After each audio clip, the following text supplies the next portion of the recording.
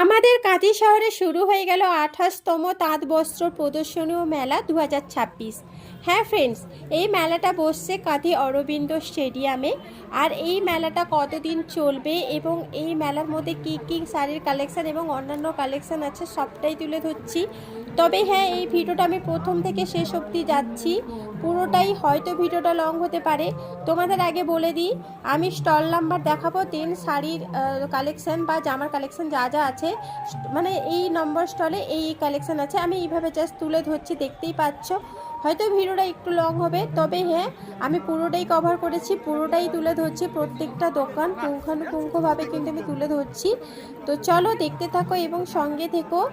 আর বেশি কিছু বলছি না, তো চলো দেখে নাও।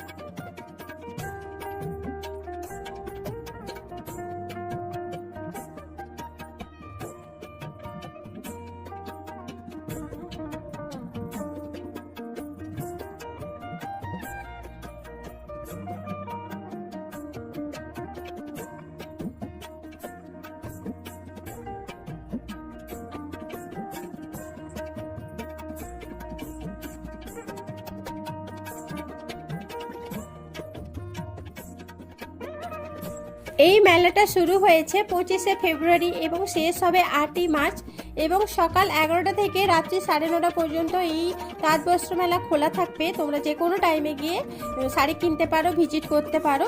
তো দেখতে থাকো।